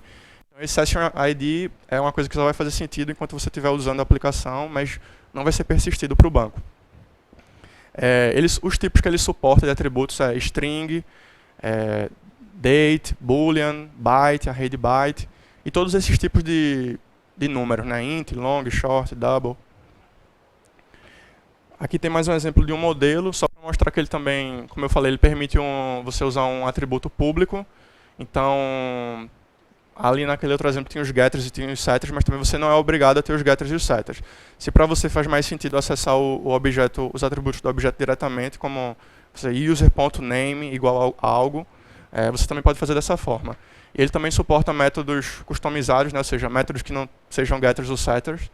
E você também pode dar override nas classes aí como o equals. Relacionamentos, como é que a gente faz isso? A gente faz de uma forma que eu acho bem intuitiva no Java. Se eu tenho aqui, por exemplo, uma classe e-mail e tenho uma classe contato, ambas estão estendendo aí do Realm Object, né, que é, como eu falei, um requisito para que eles sejam persistidos. E se eu quero que um contato tenha um e-mail, basicamente eu adiciono um atributo numa classe contato do tipo e-mail, né? Adiciono aqui, e aí digamos que eu esteja com um objeto contato, e aí eu quero montar esse relacionamento. Eu basicamente vou chamar o set, né? Digamos que o contato aqui tem um set e-mail, um setter. E aí eu vou fazer contact.setEmail, vou passar esse objeto e-mail, e aí o relacionamento vai estar estabelecido. Se eu quiser cancelar o relacionamento, basta eu setar o e-mail para nulo. E aí eu vou cortar relações, né? O e-mail vai continuar persistido no banco, porém ele não vai estar ligado com esse contato. Para relacionamentos um pouco mais complexos, como um para muitos ou muitos para muitos, a gente pode usar a Realm List, que é uma classe especial do Realm, que é basicamente um container de objetos, que nesse caso aqui, como o tipo da Realm List é e-mail, ela vai conter vários e-mails, e ela funciona mais ou menos como uma lista normal de Java, certo? Como aquela lista tradicional, com os métodos de add, remove, size, clear, por aí vai. Então, nesse exemplo aqui, se eu tenho um contato e tenho um e-mail, e, por exemplo, eu quero que um contato tenha a possibilidade de possuir vários e-mails, eu basicamente vou ter essa Realm List aqui no contato, e aí eu posso acessar o e-mails e ir adicionando quantos e-mails eu quiser, adicionando os objetos. Isso aí vai montar aquele relacionamento clássico de um para muitos. Da forma como está aqui, ele também dá suporte ao muitos para muitos, né? Que, digamos que aqui eu quisesse dizer que um contato pode ter vários e-mails e também o mesmo e-mail pode estar ligado a vários contatos. Então, a primeira parte da premissa já está mais evidente, né? Que é um contato possuir vários e-mails, e quanto à parte de um e-mail poder pertencer a vários contatos, é o seguinte: nada me impede de um objeto específico, um objeto de e-mail que eu passei para um contato X, nada me impede de passar para o contato Y também. Então, o mesmo objeto e-mail, eu posso passar para ele para a lista desse contato, do contato X, e posso passar também para o contato Y. E dessa forma, a gente estabelece aí o muitos para muitos. As escritas, a forma como a gente começa a escrever no banco de dados, são baseadas em transações. Então, a gente usa esse método aqui, realm.getDefaultInstance, para obter esse objeto aqui do tipo realm, que é basicamente como se fosse uma referência para o banco propriamente dito. E a partir desses métodos a gente pode iniciar transações, né? Begin transaction, que você pode commitar no final, ou você pode cancelar caso tenha dado algo errado. E deixa eu passar para cá. E assim, as transações vão ter aquela característica, né, de é tudo ou nada, né? Então, se você estiver fazendo alguma coisa, tiver feito, sei lá, 3 mudanças durante a transação e na hora de comentar tiver dado algum problema, ele vai cancelar tudo para garantir que o banco vai permanecer em um estado consistente e passe de um estado consistente para outro estado consistente. Então, aqui a gente tem 2 formas de criar objetos. A primeira é através do método específico do Realm, que é o create object, que aí a gente passa como um parâmetro a classe que a gente quer gerar um objeto, no caso user.class, e aí ele vai retornar aquele objeto user. Esse objeto user, ele já vai ser um objeto especial, porque ele vai ser um objeto gerenciado pelo Realm. Então ele vai ter aquelas características que eu falei mais atrás. Ele já passa a ser na verdade, um proxy, assim, um intermediário. Ele não vai conter os dados diretamente. Então aqui, por exemplo, eu gerei esse objeto usuário, setei o nome e setei o e-mail, né? Esses setName e setEmail já é como se fossem assim, operações sendo realizadas para o banco de dados, que vão ser confirmadas quando eu chamar o commit transaction. Essa é uma forma de criar um objeto. A outra forma é eu criar um objeto como um objeto Java qualquer, através de um construtor, que o Realm permite que as suas entidades, como por exemplo o user, também você bote seus próprios construtores, desde que você tenha um que seja sem parâmetros e vazio. E aí o que aconteceu aqui? Eu criei lá um usuário John e eu chamei o setEmail fora de uma transação. Mas nesse caso não tem problema. Por quê? Porque esse objeto ainda é um objeto qualquer de Java. Ele não está sendo gerenciado pelo Realm ainda. Então esse setEmail vai se comportar como um setter qualquer. Quando eu chego aqui e inicio a transação, e aí chamo esse outro método aqui, copy to Realm, aí é esse método que vai fazer com que esse objeto seja persistido no banco, e aí ele vai retornar um objeto user também, Realm user, e esse objeto sim já passará a ser um objeto gerenciado pelo Realm. Então já é aquele objeto especial. Então, por exemplo, se depois dessa transação aqui eu pegasse o user e fizesse user.setName fora de uma transação, não ia ter problema, porque esse objeto aqui é um objeto Java qualquer. Agora, esse que foi retornado, ele passou pelo Realm. Então, ele passa a ser gerenciado pelo Realm. Então, se aqui embaixo eu tentar fazer um realm user.setEmail, ele vai dar pau, porque ele vai dizer, olha, você tem que fazer isso dentro de uma transação, que você está tentando atualizar o banco de dados. Isso aqui é uma outra opção de sintaxe para você executar uma transação. Então, ali no exemplo anterior que eu mostrei, você chamava explicitamente o begin transaction e o commit transaction. Aqui, eles vão ser chamados implicitamente. Então, eu vou chamar esse aqui transaction e passo aqui essa classe aqui anônima. E nesse método execute, eu faço o que eu quiser. Aqui, as operações que eu quero.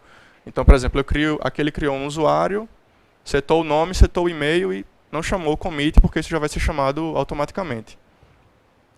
Esses métodos, os métodos que eu mostrei, eles são síncronos, né? Você vai chamar execute transaction, ele vai esperar que a transação seja completada. Se você quiser fazer de forma assíncrona, aí você chama o execute transaction async. E aí esse método vai ter 2 parâmetros a mais.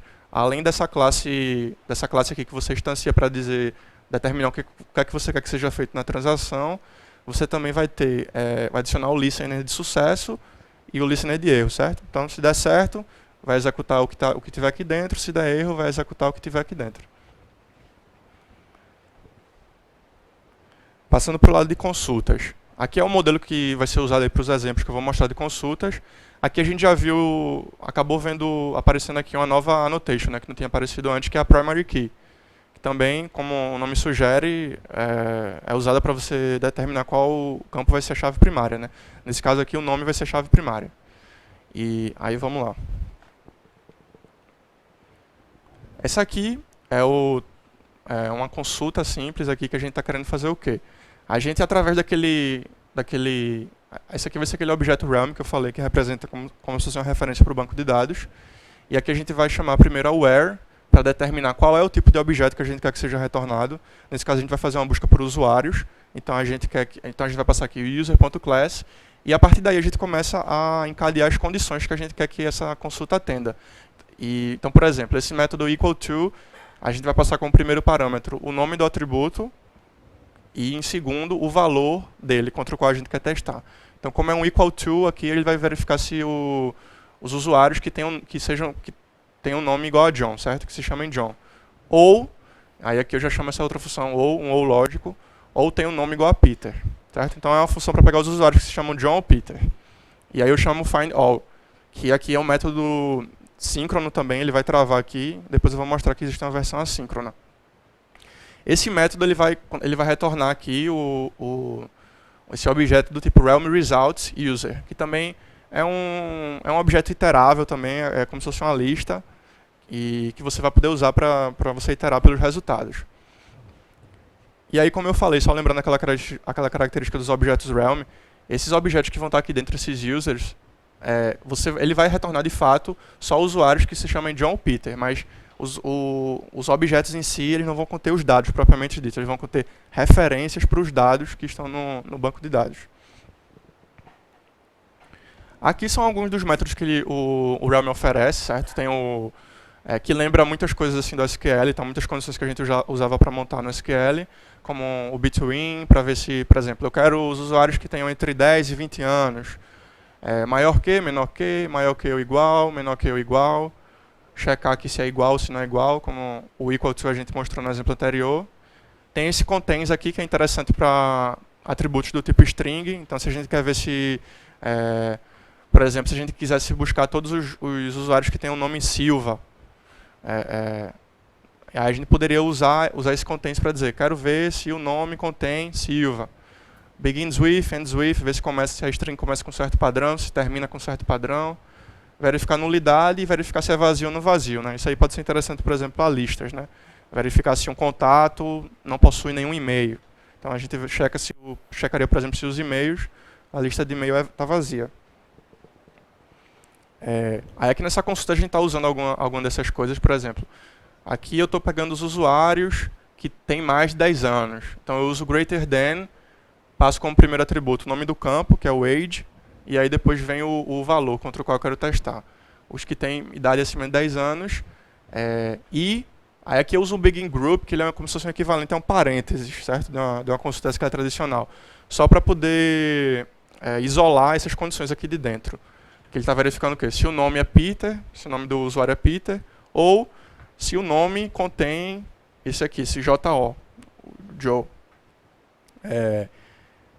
É importante aqui dizer também que alguns desses métodos, como por exemplo o contains, ele tem essa versão com 2 parâmetros, ele também tem versões com 3 parâmetros.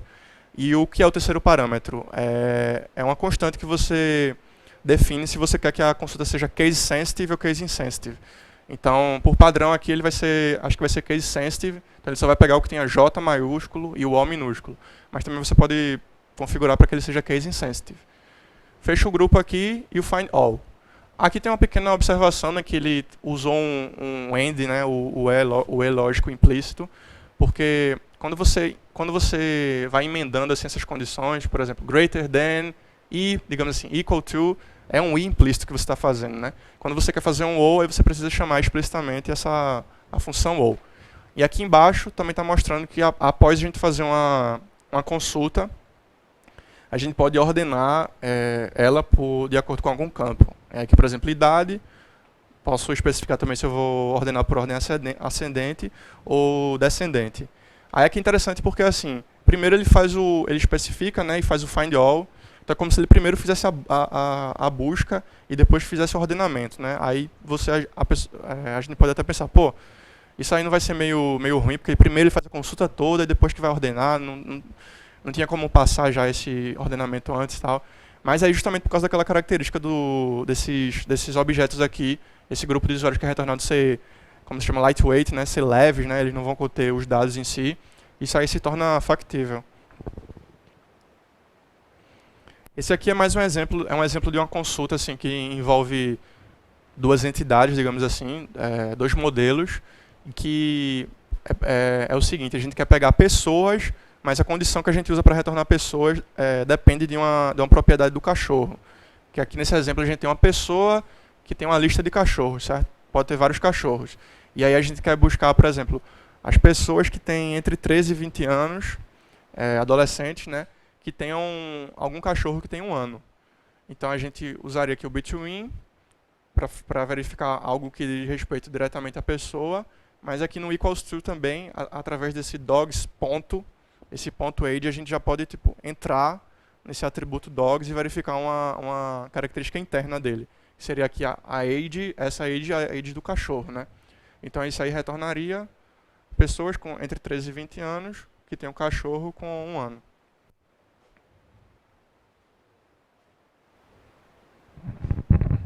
Tem alguma annotation para esses nomes aí da chamada do Helm ou é sempre o nome lá do atributo dele, tipo dogs. Aqui? Sim. Aqui Eu você posso tem que botar uma annotation lá no Realm Object para, sei lá, chamar ages, o nome do age agora, e ali poder chamar o que eu botei. Então. Não, aqui por padrão ele tipo, vai chamar exatamente o nome da variável. Como eu falei naquele find all que eu mostrei em alguns exemplos anteriores, ele era síncrono, né? Se você quiser fazer isso de forma síncrona, você vai chamar o find all async, certo? Então isso aí é interessante, por exemplo, se você quiser fazer essa consulta você tiver, por exemplo, na main thread, né, e tem as preocupações de não querer travá-la e tal. Então você pode usar essas consultas assíncronas. Aí como é que ela funciona? Você monta a consulta da mesma forma que você montaria para chamar sincronamente, mas aqui chama o find all async. E aí o que vai acontecer? Esse find all async ele vai retornar imediatamente o objeto lá, o realm result user, que não vai conter nada ainda, porque não vai ter sido realizada. Mas aí você vai nesse result e você adiciona um listener, um change listener, que é esse callback que a gente definiu aqui em cima, certo? Que contém essa função aqui onChange, que ela vai ser chamada quando o objeto lá do retorno for atualizado. Então, quando ele terminar a consulta, ele vai atualizar o realm results, e como o result ele tá com listener, então esse listener vai ser chamado. Aí aqui a gente faz o que a gente quiser com esses dados que a gente estava pesquisando. Aí pode ver que aqui como um parâmetro a gente recebe o results, né? o realm results do tipo user. Então é a opção assíncrona. Oi.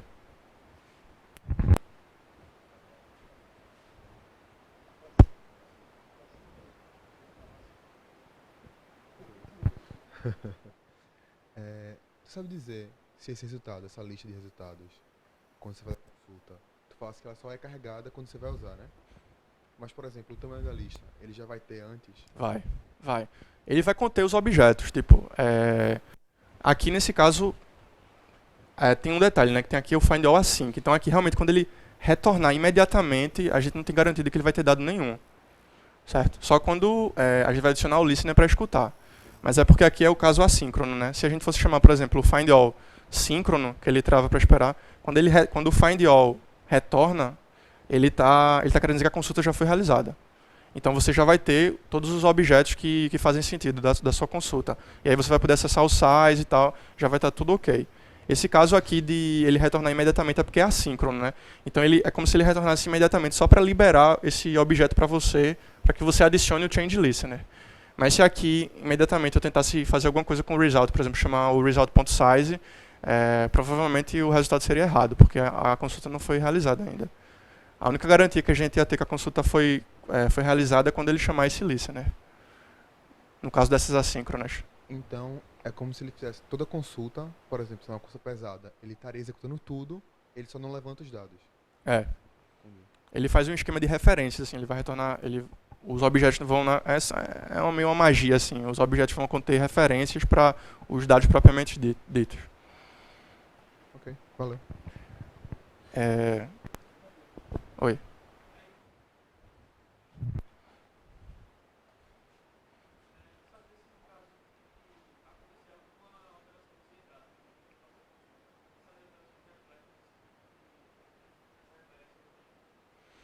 Sim, assim, o Realm tem esse conceito de objetos vivos, né? Então vamos dizer que ele retornou aqui os usuários que vão ser referências. Aí quando você Tu diz assim, se tu quiser pegar um usuário e setar atualizar uma informação do usuário, um dado do usuário.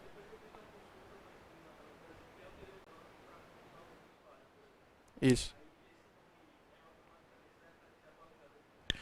Então, isso é uma coisa legal, porque assim, se você tiver numa thread, aí você tem um grupo de usuários aqui nessa thread. E aí, enquanto isso, outra thread vai e atualiza o banco, essa thread aqui está ok, porque ela só está contendo referências para o que está embaixo. Então, quando você precisar usar isso aqui, você chama lá um getName, o getEmail, é só nesse momento que ele vai buscar. Então, se nesse meio termo que você pegou as informações e não utilizou ainda, se outra thread atualizar, quando você precisar delas e você chamar... Isso vai ser transparente para você, porque tu vai chamar um getName, um getEmail, não vai fazer aquela consulta no banco. Ele já vai buscar o dado mais atualizado. E no caso de você ter carregado e já está exibindo na tela, digamos assim, e ocorrer alguma atualização, você tem a opção de adicionar um listener lá digamos, na sua activity, para ficar escutando quando aqueles resultados forem atualizados. Então, por exemplo, quando você está montando a sua consulta, eu não botei esse exemplo aqui, mas quando você está montando a consulta, você pode adicionar um listener na consulta, porque é para você dizer assim, quando objetos que são retornados por essa consulta forem atualizados, chame esse listener. E aí você pode adicionar isso na activity e esse listener vai ser chamado quando os dados forem atualizados. Isso aí é útil para você atualizar a UI, né? Os objetos em si, a lista, ela já vai estar atualizada por si própria. Quais são as limitações do Realm? Atualmente não tem suporte para atributos do tipo final, do tipo transient, do tipo volátil. Os modelos só podem estender de Realm Object. E quando eu digo que só pode estender assim, eu quero dizer que só pode estender diretamente de Realm Object. Então você não pode ter aquele caso de você ter uma pessoa que estende do Realm Object, mas de repente você tem um funcionário que você estende de pessoa. Isso não é permitido porque o funcionário, para ser persistido no Realm, ele precisa estender diretamente do Realm Object. Então a herança dessa forma não é permitida. Um workaround que existe para isso é a composição. Não, eu dizer que só tem atualmente existe o workaround, o que você pode fazer para contornar isso é você usar a composição, né? Então, por exemplo, se você você quer representar uma pessoa e você quer representar um funcionário, você pode ter o funcionário, ele pode ter dentro dele um atributo do tipo pessoa, para você fazer essa conexão. Vai ser como se fosse um relacionamento de pessoa para funcionário. Eu vi lá no Slack. No Slack tem um canal de persistência. Eu estou fazendo propaganda. Deixa eu ir lá para frente para vocês me verem. Nesse Slack tem vários canais. Aí tem um canal do Firebase, Libs and Tools, e tem um canal só de persistência. Aí teve uma hora lá que rolou essa discussão. Eu gosto do Realm, não gosto do Realm, porque tem que herdar do Realm Object. Aí o cara falou, não, agora tem uma interface, você pode implementar a interface. Aí, não vi isso não. O cara passou o link da documentação, mas eu acabei não vendo. Também tem essa opção. Também tem essa opção. Eu não mostrei aqui, mas isso ainda é considerado uma limitação. Eles ainda dizem que você ainda precisa... isso não resolveu completamente. Entendi. Você tem essa opção de implementar, mas não resolveu por completo. Então, como eu falei, tem essa possibilidade de você contornar com composição, mas de qualquer forma é uma limitação, né? A outra limitação também aqui importante é que você não pode passar realms ou objetos realms ou resultados de consulta ou a própria consulta em si, o objeto de consulta de uma thread para outra. Então assim, o que é que pode fazer no Realm? Você pode ter, por exemplo, seu aplicativo pode ter várias threads e cada uma dessas threads está lá pesquisando, está lá fazendo consultas, uma faz consulta, outra tenta escrever e tal, e o Realm ele vai gerenciar isso, certo? Ele vai, por exemplo, se duas threads estão querendo escrever, ele vai fazer o controle lá para uma aí primeiro, depois vai outra. Se as threads estão querendo ler, aí ele tem um mecanismo que deixa ela ler direto, então as leituras não são bloqueadas. Ele gerencia isso. O que é que ele não gerencia? É quando eu estou aqui nessa thread, aí eu vou e faço uma consulta e retorno a lista de usuários. E aí eu tento passar essa lista de usuários que eu pesquisei explicitamente para outra thread. Isso aí não é permitido. Então isso aí seria uma coisa que aconteceria, por exemplo, se você estivesse usando uma async task. Que aí você tem lá aquele método lá do in background, né, que ele roda no background, e aí digamos que você carregasse objetos Realm e tentasse passar para aquele método lá, o onPostExecute, né, que roda na main thread. Aí isso aí não seria permitido pelo Realm. Você não pode fazer essa transferência direta de objetos para outro.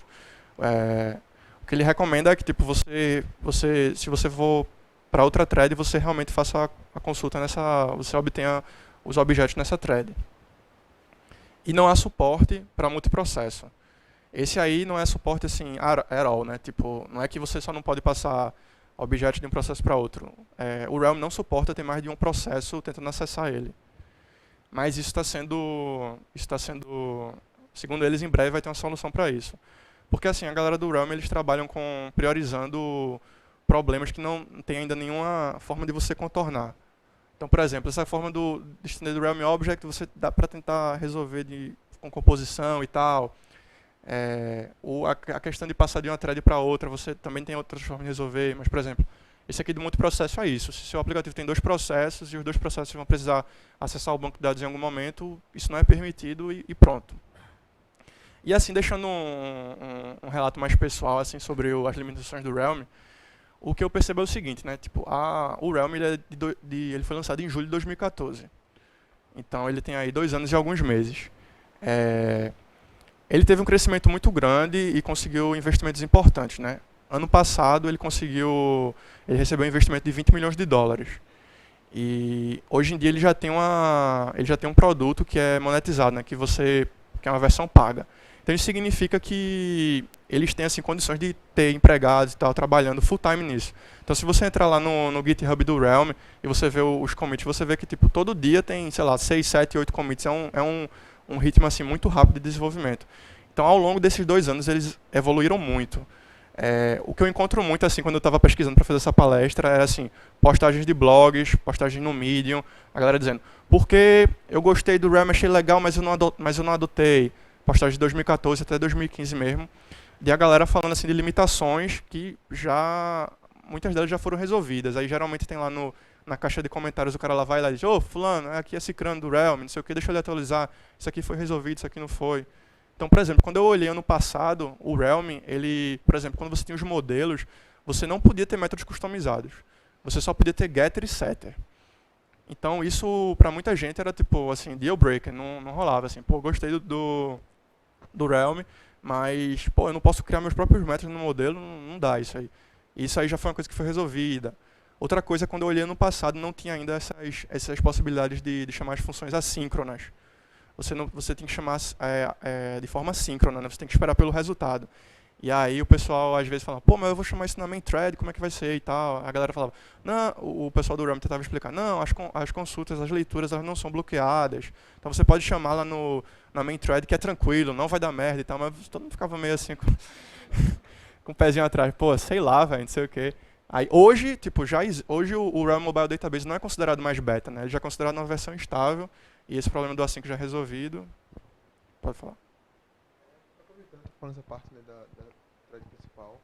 Então, o único jeito de você estar na thread principal, se você dito certo talvez, é o modo assíncrono que o callback cai na main thread ou nem ele cai na main thread, saberia dizer? Ele cai na main thread. Ou seja, porque, se você rodar em um thread background, obviamente você não vai conseguir executar do jeito que deveria. E se for síncrono, tem um problema de bloquear a UI. Ou seja, o único fluxo que dá para utilizar corretamente seria esse, ou tu já chegou a usar os outros e funciona e assim não teve nenhum estresse? Não, geralmente eu chamo dessa... É porque assim, teve um projeto que eu já participei que quando ele não tinha essas funções assíncronas. Aí o que eu fazia eu meio que subutilizava muito o Realm, que eu fazia as consultas e quando eu retornava esses objetos, assim, eu meio que transformava os objetos em objetos normais, sem essa mágica do Realm de atualização automática para poder subir, para poder jogar para cima. Que você perdia muito do poder do Realm, né? Mas agora com essa possibilidade assíncrona, essa é a forma que eu faço, chamaria na main thread através de chamadas assíncronas. Já está no final mesmo, eu estava falando dessas limitações e essa aí é a documentação, isso foi o que eu usei como referência, usei a documentação oficial, que eu acho legal, e 2 palestras aí de membros do Realm. Vou deixar aqui só no slide oficial de perguntas, mas é isso, né? O que eu estava falando do Realm é tipo 2014, 2015, tem muitas postagens desse tipo, mas, então assim, se você tiver dado uma olhada no Realm em 2014 ou em 2015, e você não está satisfeito com a SQLite, está com essas bibliotecas, talvez valha a pena você dar uma olhada novamente no Realm agora para ver como é que ele está, que ele ele realmente tem evoluído numa velocidade muito rápida. E perguntas? Outras perguntas? Tem uma tuia, mas quem quiser perguntar aí, fica à vontade. Aqui, ó. Ok? Vou começar aqui. Ele aceita trabalhar com imagens? Eu não vi falando sobre imagens, mas ele aceita? Não. Acho não. Acredito que não. A Porque... Rede Bytes, né? Hã? A Rede Bytes. É verdade. Trabalharia com a rede byte. Ele suporta você pode ter um atributo do tipo a rede byte.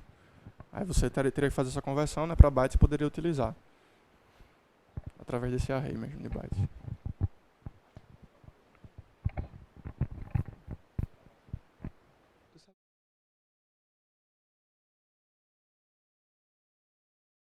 Faço ideia.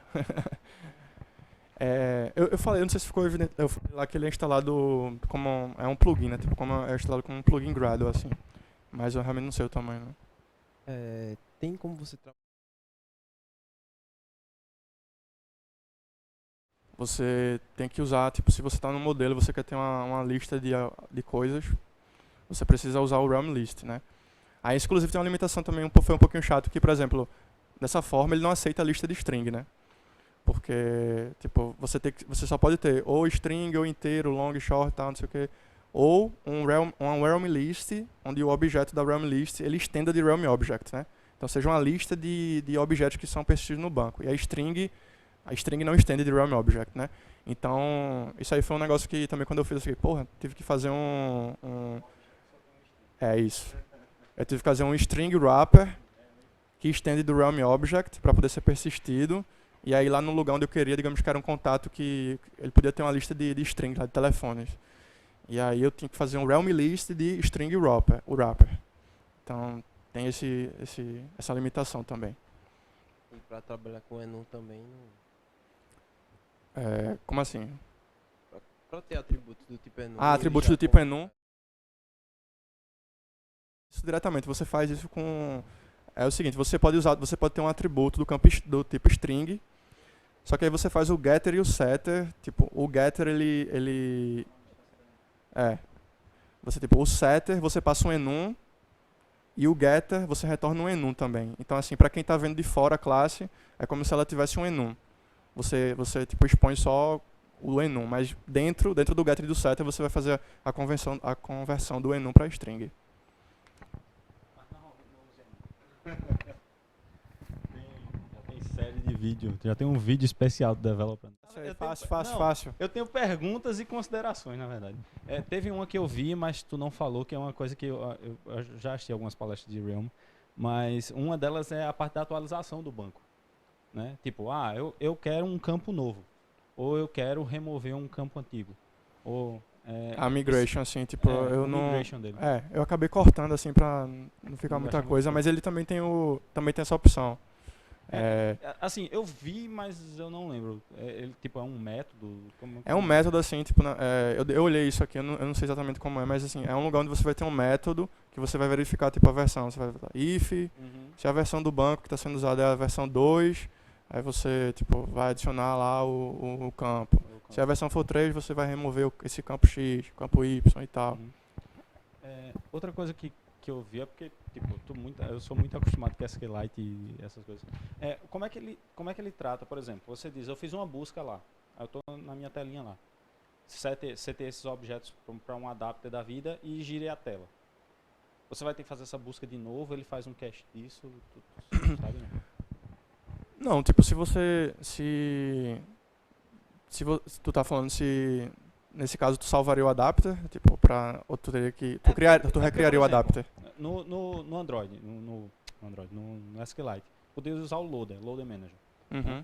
Aí o loader manager, ele na hora, digamos, que eu girasse a tela, eu daria um init loader e no meu loader eu tenho um cache daquilo. Ele não vai fazer a busca de novo. Entendi. Aí eu não... Eu acho que com o Realm, só se você mudar a configuração, eu acho que só se você guardar as referências para esses objetos.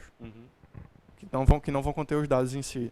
Mas tipo, se você não guardar as referências para os objetos, eu acho que você vai ter que fazer a consulta novamente. Porque o loader manager é o cara que é independente da activity, tá ligado? Então, digamos, quando os dados vêm, estão no loader lá. Entendi. Se eu giro a tela, Aí eu peço do loader de novo, ele é independente da tela, ele tem a referência daquilo. Aham. É, Isso outra- aí, assim, eu pensaria, assim, da melhor forma de como arquitetar isso pra tentar reduzir tipo, tentar reduzir esse trabalho. Tipo, Mas, tipo, se o cara perder as referências pra lista lá de Objects Realm, eu acho que ele realmente teria que fazer a consulta novamente. Entendi. Isso, acho que tu viu. Tu foi pro Dev Fest, né? Pro Androidos desse ano. Foi. Tu viu que o Bira falou que teve alguns colegas dele que tiveram experiências ruins do Realme em aparelhos mais low-end, assim, aparelhos Xing Ling da vida. Porque como ele é implementado em baixo nível, C++. aí, sei lá, não funcionava bem. Tu já Entendi. teve algum feedback ruim desse? Não, assim, pra ser sincero, não escutei falar muito sobre essa questão. Eu também realmente não tentei usar o Realme em celulares mais antigos. Então, eles clamam assim que realmente a partir do 9 e tal, do Gingerbread, ele já tem esse suporte e tal. Entendi. Agora eu não tive experiência com isso não. Tá, eu acho que era isso que eu tava lembrando. Mas esse lance das referências que tu falou, eu acho que a sacada deles foi muito boa. Que o que eu acho que ele faz debaixo dos panos, como ele é em C++, né? Eu tô fazendo isso agora em um outro contexto, mas tipo, eu tenho meus objetos lá em C++, e pro Java eu só retorno um ponteiro. Tipo, então na minha classe Java, lá no nível de Java, tem um int, né? Que é o endereço do ponteiro lá do C. Então quando ele retorna, ele deve retornar um monte de int, né? Então, tipo, pra classe Java só tem um ints. Mas aí eu tenho medo do que ele tá instanciando lá na parte do C, entendeu? Do C++, como assim? Porque, tipo, tu fez lá. Eu tenho uma classe que tem uma lista de objetos lá. Sei lá, eu tô fazendo uma listagem de venda. E a venda tem produtos, certo? Quando eu tô fazendo a listagem de venda, eu tô fazendo select lá, ele tá me retornando os ponteiros para venda. Mas beleza, eu tenho os ponteiros para os produtos da venda. Aí eu não sei se ele está instanciando isso lá ou como ele vai fazer isso. Tipo, sei lá, quando ele faz um get lá, eu tenho esse cara, não, faça a consulta agora e traga. Tá ligado? Aí isso aí, isso aí tem que fazer um benchmark mesmo pra ver se ele... Eu tenho medo dessas coisas também. Mas parece ser interessante. O que eu achei legal da sacada deles é que eles tipo, meio que perceberam que como se fosse esse mercado aí do banco de dados do lado do Android tava assim, do lado do mobile, na verdade, tava tipo parado assim, né? O servidor lá tava bombando de tecnologia e lá no Android, no mobile, não tinha nada. Então achei que foi uma sacada assim, acho que foi tipo uma disrupção assim, de certa forma no mercado. Ele chegou com coisa muito nova, que era muito beta no começo, mas agora que tá ficando cada vez mais estável. E acho que vai se tornar cada vez mais uma opção mais interessante de Eu vocês sempre fui substituir. meio contra ORM, essas coisas, mas eu gostei da forma que ele faz a busca, de ter essa parte do assíncrono, eu achei. E porque aqui no SQL por baixo, né? Então, tipo, no ORM é uma abstração, né? Você está tentando encapsular da melhor forma, reduzir ali os problemas para você não enxergar ali que tem um SQL rolando embaixo.